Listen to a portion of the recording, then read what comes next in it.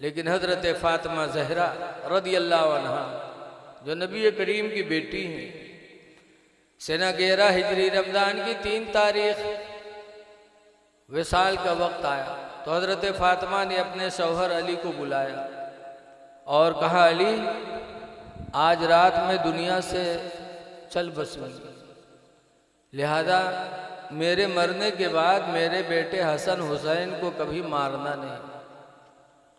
एक माँ को औलाद से बहुत प्यार होता है। मेरे मरने के बाद हसन हुसैन को मारना नहीं। और दूसरी वसीयत यह है कि मेरे मरने पर रोना चिल्लाना नहीं, सीना न पीटना, न रोना न चिल्लाना।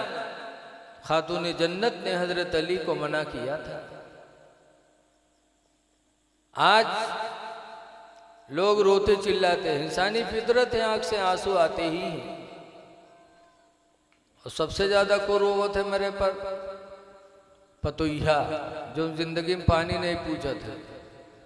महीने 2 महीने के बाद ही मेरे फूंक छोड़ा था मर्दबा पर कि महीने 2 महीने के बाद उकाल गिया ही लेते। तो कि जब सास ससुर मरी हैं तब वह पतोहिवा आई अररा गिरी धूस, फिर लोग उठाइए, फिर गिरी लागत है यहू अब चल जाए साथ। इतनी मोहब्बती मक्कारी नहीं तो क्या है, हा? रोना खातून जन्नत ने मना किया था। आला हजरत भी फरमाते हैं, आंखें रो रो के सुजाने वाले, आंखें रो रो के सुजाने वाले, और जाने वाले नहीं आने वाले। खातून जन्नत ने मना फरमाया कि रोना ना। तीसरी वसीयत फरमाई थी हजरत फातिमा ज़हरा ने कि मेरे मरने के बाद एक तंदुरुस्त औरत से निकाह कर लेना। सब मुसलमान आज़ाद मर्द के लिए 4 औरतों को निकाह में रखना जायज़, लेकिन हजरत अली इतने बड़े शेर कि जिनको इस्लाम ने शेर खुदा का लक़ब दिया है, फातिमा ज़हरा की मौजूदगी में दूसरा निकाह उनके लिए मना था। फरमाया मेरे बाद एक तंदुरुस्त औरत से शादी कर लेना जिससे एक लड़का पैदा होगा जिसका नाम अब्बास अलम बरदार होगा। कुछ दिनों के बाद मेरे बेटे हुसैन पर मुसीबतें आएंगी तो अब्बास मेरे हुसैन का दाहिना बाजू बनेगा। ये फातिमा ने वसीयत किया था। और चौथी वसीयत किया था कि जब मेरे जनाजे को लेकर चलना तो मेरे जनाजे पे चादर डाल देना। हजरत अली ने कहा, फातिमा अब तक किसी मुसलमान के जनाजे पे चादर नहीं डाली गई और आप कहती हैं कि चादर डाल देना। तो फातिमा कहती हैं, अल्लाह के शेर, मैं नबी की बेटी हूँ, जिंदगी में मुझे किसी अजनबी इंसान ने नहीं देखा, तो मैं नहीं चाहती कि मरने के बाद मेरे जनाजे को कोई देखे, चादर डाल देना। और 5वीं वसीयत किया था कि अली जब मुझे कब्र में रखना तो फला जगह एक पर्ची रखियो, पर्ची भी मेरे कब्र में रख देना, लेकिन उसको पढ़ना नहीं। हजरत अली ने कहा क्यों? कहा वो एक राज की बात है। हजरत अली ने कहा, फातिमा मुझसे भी राज छुपाओगी? बता दो उसमें है क्या? तब फातिमा ने कहा था कि जब मेरा निकाह आपसे होना तय पाया तो मैंने कहा निकाह कर दो, बेहतर है, लेकिन महर तो हुजूर ने 40 मिसकाल चांदी फरमाया। फरमाया महर मुझे पसंद नहीं है, या 400 मिसकाल फरमाए, इस सिलसिले में मुझे शक हो रहा है यहाँ। कहा ये महर मुझे नहीं चाहिए। कहा फिर? का अल्लाह खूब जानता है। थोड़ी देर बाद हजरत जिब्रील आए हुजूर के पास और कहा, या रसूल अल्लाह आप अपनी बेटी की शादी अली से कर दें और आपकी बेटी फातिमा के महर में अल्लाह ने जन्नत और जन्नत की सारी नेमतें रख दी। हुजूर मुस्कुरा के फातिमा को बुला के बताया तो फातिमा कहती ये महर भी मुझे पसंद नहीं। कहा फिर? कहा मुझे वही चीज़ चाहिए महर में जिसके लिए आप रातों रात रोया करते हैं। हुजूर किस चीज़ के लिए रोते थे? हमारी आपकी मग़फ़िरत के लिए, हमारी आपकी बख्शिश के लिए रोया करते थे। पहाड़ियों में जाके सर सजदे में रख कर दुआ मांगा करते थे, रब्बे हबली उम्मती, अल्लाह मेरी उम्मत को बख्श दे। वही चीज़ चाहिए। हजरत फातिमा कह करके चली आई। थोड़ी देर बाद हजरत जिब्रील एक पर्चा लेके बारगाह रिसालत में हाजिर हुए, हुजूर को दिया। उस पर्चे में लिखा था अल्लाह ताला ने कि जाल तो शफात उम्मत मोहम्मदिन सदाका फातिमा, कि फातिमा के महर में मैंने उम्मत मोहम्मदिया की मग़फ़िरत रख दी है। उम्मत मोहम्मदिया की शफात मैंने फातिमा के महर में रख दिया है। फातिमा कहते तब मैंने निकाह किया था अली से, लिहाजा अली वो पर्ची में महफूज करके रखी हूँ, मेरे कब्र में रख देना। जरा गौर करें हमारी माँ बहनें कि एक पर्ची छोटी सी थी, फातिमा ने पूरी जिंदगी उसकी हिफाजत की। आज बैनामा कराए के बैनामा कागल ला मेहरुवक दियो, महीना 2 महीने के बाद मांगो तो कहीं पता नहीं होती वही थी धई दिया रहा है। और खातून जन्नत ने छोटी सी पर्ची की हिफाजत पूरी जिंदगी फरमाया। ऐ लोगों, इससे फातिमा ज़हरा की मोहब्बत का अंदाज़ा लगाओ। हज़रत फातिमा ज़हरा रज़ी अल्लाह अन्हा का विसाल हो गया। फिर हज़रत अली शेर खुदा ने एक औरत से शादी की और हज़रत अब्बास अलम बरदार पैदा हुए। जब पैदा हुए तो बड़े खूबसूरत थे अब्बास, लेकिन आंखें बंद थी, आंखें नहीं खुल रही थी। सबको बड़ा गम हुआ, घर के लोगों का, घर के लोगों को गम हुआ कि इतना खूबसूरत बच्चा और आंखों से माजूर है। तो इमाम हुसैन ने कहा मेरा भाई है, मैं अपने भाई को गोदी ले लूं। जब इमाम हुसैन ने अब्बास को गोद में लिया और अब्बास को हुसैन की खुशबू मिली तो अब्बास ने आंखें खोल दिया। और खोला अब्बास ने आंखें तो सबसे पहले हुसैन का चेहरा देखा। और वही अब्बास करबला में इमाम हुसैन के साथ थे, जो सरकार की बेटी फातिमा ज़हरा ने कहा था वो हज़रत अब्बास ने करबला में पूरा किया। हम करबला वालों की ज़िंदगी से सबक लें कि उन लोगों ने इस्लाम के लिए सब कुछ गंवा दिया, लुटा दिया, लेकिन इस्लाम पर आँच नहीं आने दिया। और आज हम हैं कि मस्जिद से अजान होती है और हम नमाज पढ़ने नहीं जा पाते। ज़रा गौर करो, इमाम हुसैन रज़ी अल्लाह ताला अन्हु 10 मुहर्रम को जब लड़ रहे थे तो उनके बदन पे 72 जख्म लग चुके थे, फिर भी लड़ रहे थे। आखिरी तीर जब इमाम पाक की पेशानी पे लगी तो तीर खींचा तो खून का फव्वारा बहा। इमाम हुसैन को चक्कर आया, घोड़े से नीचे आए, शिम्र बदनसीब आगे बढ़ा और इमाम पाक के सीने पे बैठ गया। मियान से तलवार निकाली और गले पे रखा, काटा, लेकिन इमाम हुसैन का गला न कटा। तब शिम्र ने अपनी तलवार फेंकी थी और कहा था कि रात भर मैंने तुझे तेज किया और हुसैन के नर्मो नाजुक गला को तूने नहीं काटा। तब इमाम पाक ने आंखें खोली थी, फरमाया था शिम्र तुम्हारी ये तलवार मेरे गले को नहीं काट सकती। कहा क्यों? कहा ये वो गला है जिसे मेरे नाना रसूलुल्लाह चूमा करते थे। इधर से तलवार नहीं चलेगी, चलाना तो इधर से चला।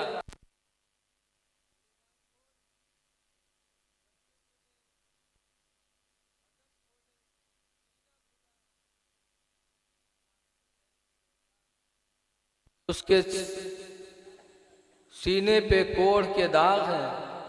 तब इमाम हुसैन की आंखों में आंसू आए थे। कहा था मेरे नाना रसूलुल्लाह ने फरमाया था कि मेरी उम्मत में कोढ़ी होगा जो मेरे हुसैन को करबला में बेदर्दी से शहीद करेगा। तुम वही कोढ़ी हो, मेरे सीने से उतर जाओ। जुम्मा का दिन है, सब लोग मिंबरों पे बैठकर नबी और आले नबी पे दरूद भेजते होंगे, तुम उनके सीने पे बैठे हो।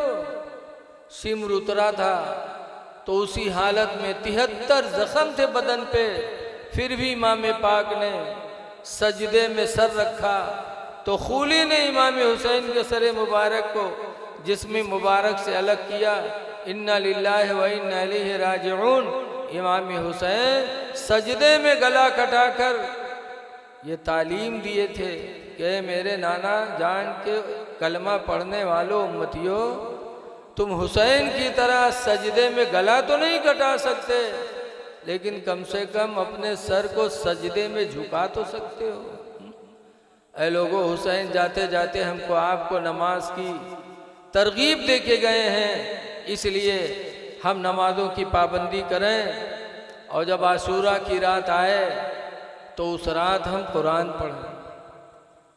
आपने कभी गौर भी किया कि मुहर्रम की 9 तारीख को असर की नमाज पढ़ के इमाम हुसैन खीमे के दरवाजे पर बैठे थे, यजीद की तरफ से शोर मची तो इमाम हुसैन ने हजरत अब्बास को भेजा था कि अब्बास जाओ देखो क्या मामला।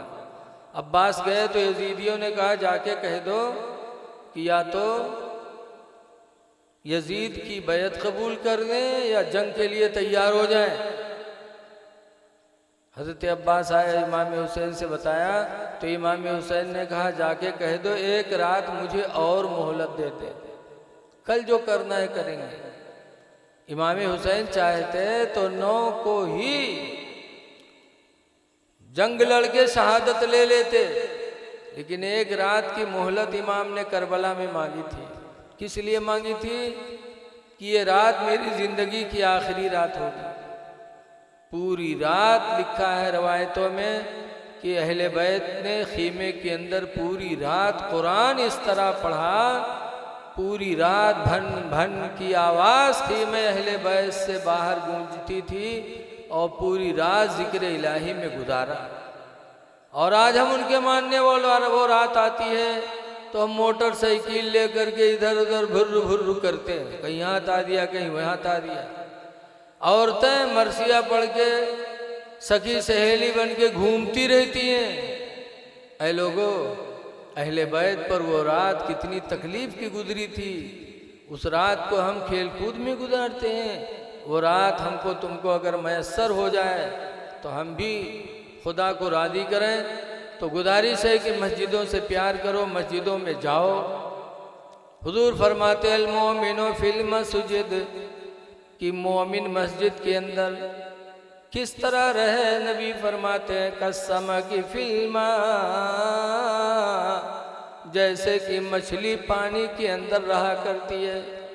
कि मछली पानी में होती है तो सुकून में रहती है, और पानी से बाहर कर दो तो मछली पानी में जाने के लिए बेकरार हो जाती है।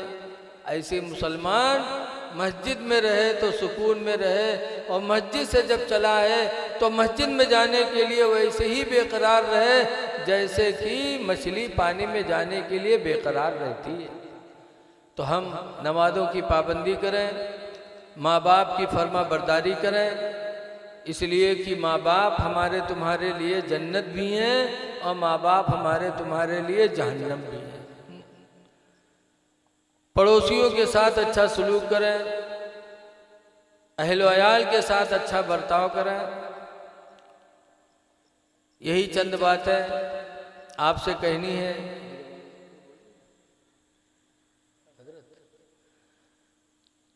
बस मैं आप हज़रात से गुजारिश करता हूँ कि आपस में मिलजुल के रहो, एक दूसरे का ख्याल रखो, रहम करो दूसरों पर। जब तुम अल्लाह के बंदों पे रहम करोगे तो अल्लाह ताला आप पर रहम फरमाएगा। हमारी माँ बहनें भी हैं, इनसे भी गुजारिश है कि तुम अपने शौहरों की फरमा बरदारी करो, इसलिए कि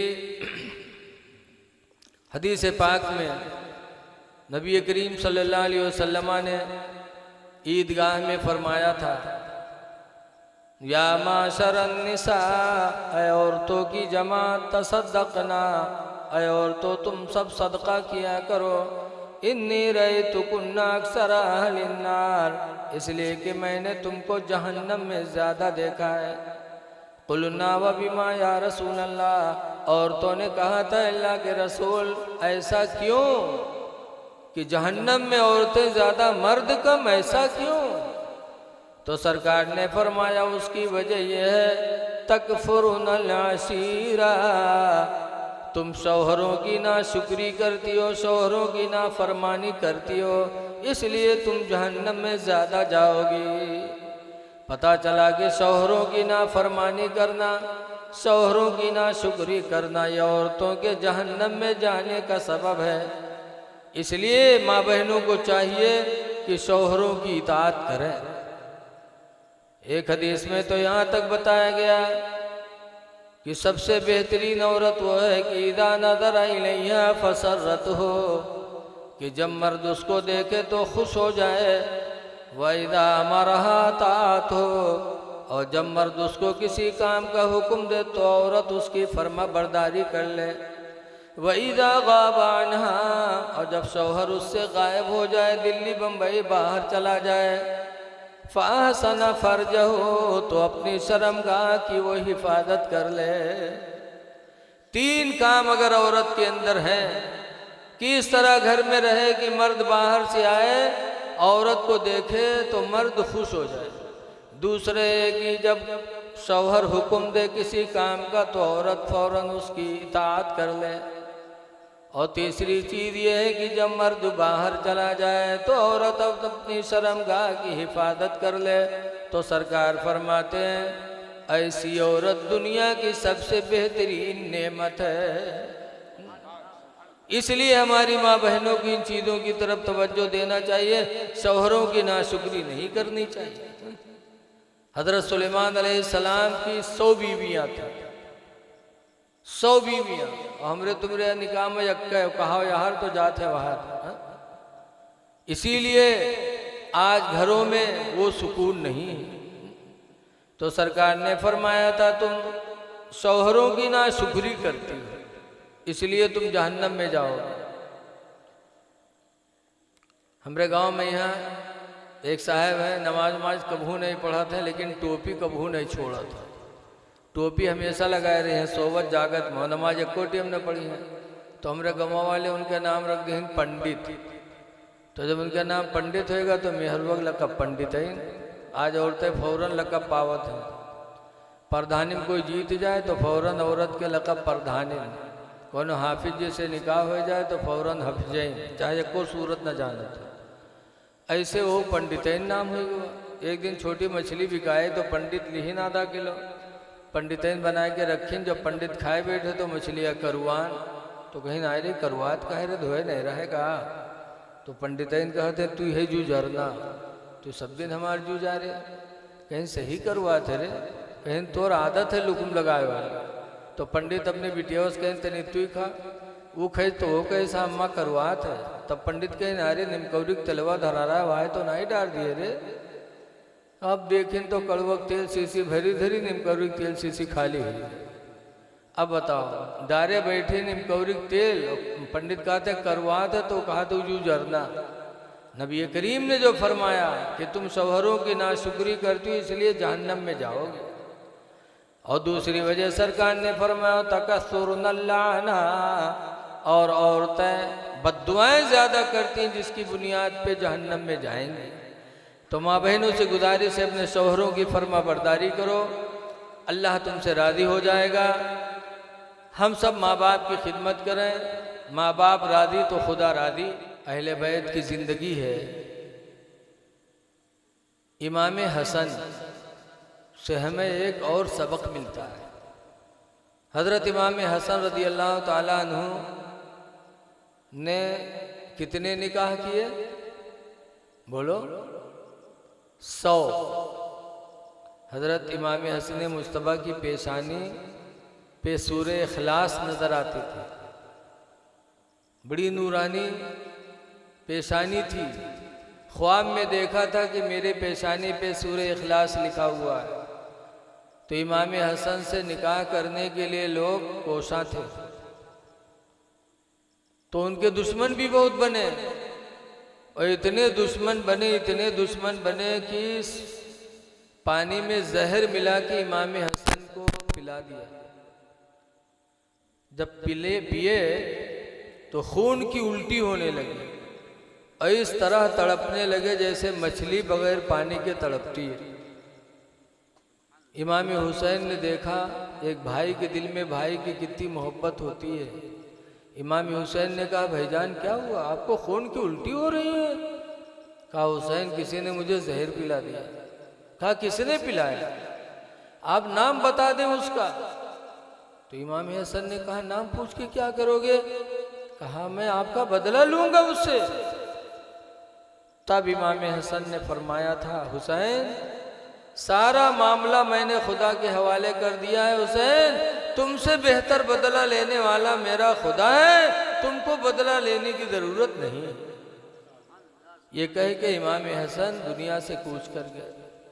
ऐ लोगों, इमाम हसन चलते चलते हम आपको ये तालीम दे के गए हैं कि अगर कोई आप पर वार करे तो आप उसको बदला न दो, बल्कि अल्लाह पर छोड़ दो। अल्लाह तुमसे बेहतरीन बदला लेगा उससे।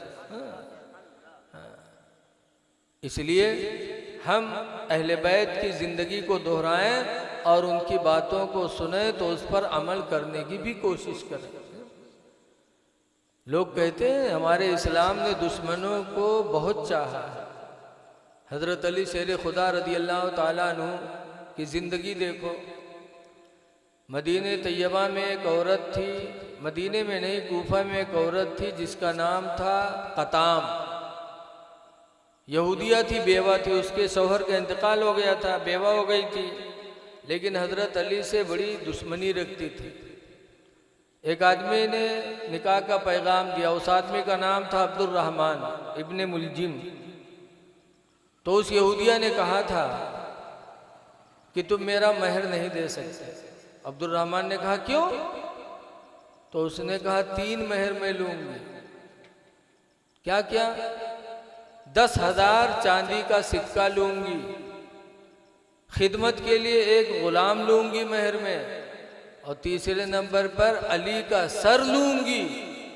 जो अली का सर काट कर मुझे महर में देगा मैं उससे निकाह करूंगी। बड़ी खूबसूरत थी वो अब्दुर्रहमान बदनसीब चक्कर में आ गया। कहा, 3 महर मांगती हो? 10,000 दिरहम तो मेरे पास मौजूद है, खिदमत का गुलाम भी मेरे पास मौजूद है, रहा अली का सर तो उसका भी मैं इंतजाम करता हूँ। मादल्ला। रमज़ान का महीना था, 19 तारीख थी रमज़ान की। तलवार तेज करके अब्दुर्रहमान कूफा की जामे मस्जिद के दरवाजे के बगल में जाके छुप गया। हजरत अली शेर खुदा को जानता था कि सबसे पहले नमाज फजर के लिए मस्जिद में अली आते हैं, उनको कत्ल करना मेरे लिए आसान होगा। तलवार लिए खड़ा था। 19 रमज़ान को हजरत अली शेर खुदा सहरी खा के रोज़े की नियत करके कूफा की मस्जिद तशरीफ लाए, और जैसे दाहिना कदम रखा, अल्लाहुम्मा अफ्तह ली अब्वाब रहमतिका, अल्लाह मेरे लिए रहमत के दरवाजे खोल दे। जैसे कदम रखा वैसे अब्दुर्रहमान ने तलवार मार दी, कनपट्टी पे पड़ी। हजरत अली शेर खुदा जमीन पे आ गए, भगाए वार करके। इमाम हसन आ रहे थे पीछे से नमाज पढ़ने, उन्होंने भागने के अंदाज को समझा कि शायद ये कोई गलती करके भगा है, तो इमाम हसन ने थाम लिया। और थामा इतने में हल्ला हुआ, शोर मची कि शेर खुदा पे वार हो गया, कातिलाना वार हो गया, फला कातिल है। इमाम हसन ने ले जाके उसको घर में बंद किया। आए अपने अब्बा हजरत अली को उठा के लेके गए, फिर दूध का प्याला पेश किया। हजरत अली शेर खुदा ने जब दूध का प्याला देखा तो फरमाते हैं, मेरा कातिल कहाँ है? इमाम हसन कहते हैं, मैंने उसे घर में बंद कर रखा है। तो हजरत अली का दिल देखो, हजरत अली फरमाते हैं ये दूध का प्याला पहले मेरे कातिल को पिलाओ। खुदा जाने किस वक्त से वो इंतजार में खड़ा रहा है, वो भूखा होगा। कमरे में तुमने बंद कर दिया है, खौफ और दहशत की वजह से उसका हलक सूख गया होगा। पहले दूध का प्याला मेरे कातिल को पिलाओ। इमाम हसन दूध का प्याला लेके गए और कहा ले पी ले, तो उसने मुंह मोड़ लिया, नहीं पिया। तो दूध का प्याला इमाम हसन वापस लाए, हजरत अली को फिर दिया।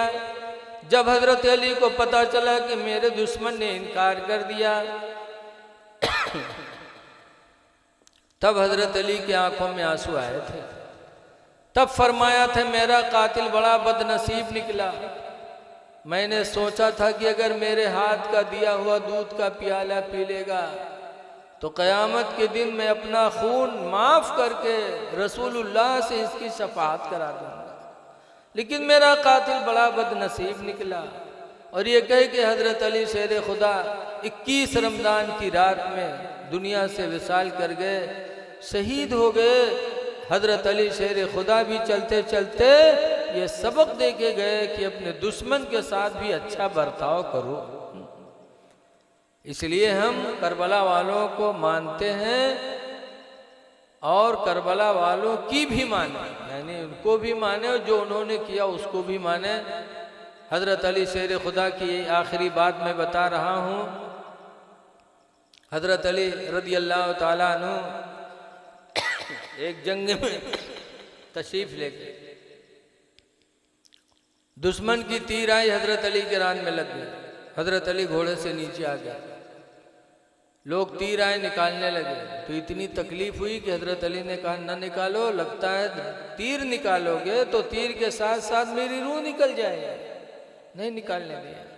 लेकिन जब नमाज का वक्त आया तो उसी हालत में हज़रत अली नमाज के लिए खड़े हो गए। रान में तीर लटक रही और हज़रत अली की नमाज अदा हो रही है। जब नमाज में मसरूफ़ हो गए तब मुजाहिदीन ने सोचा कि चलो हज़रत अली की पूरी तवज्जो खुदा की तरफ।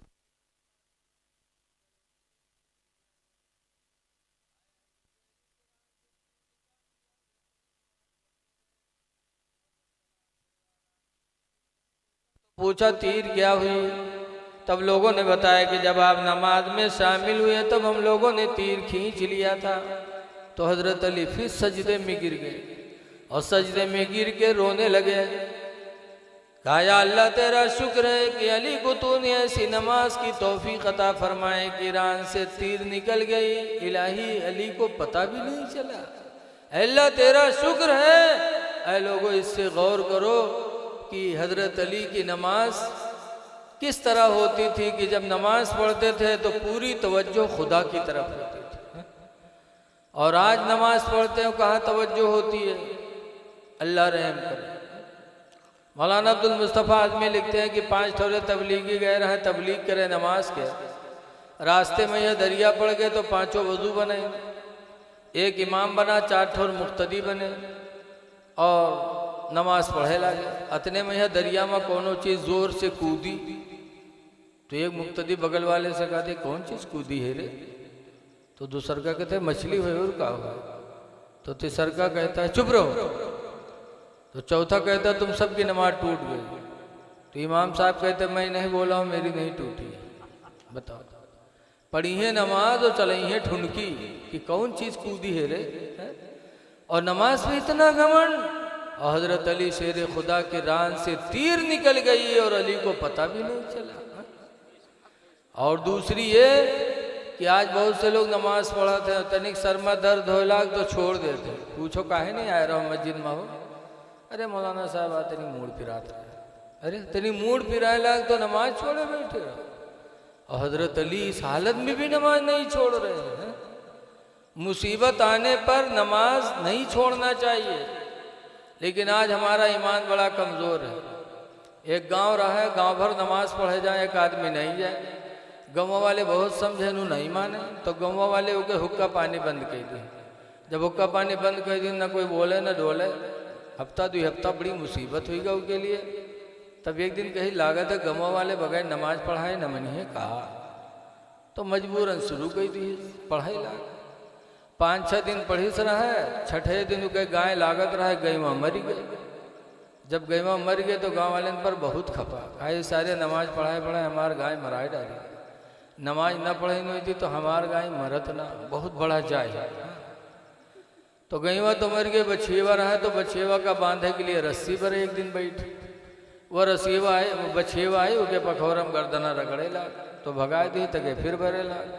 बचिया तो बचिया दोबारा फिर रगड़े लाग, फिर भगा दी फिर भरे लाग।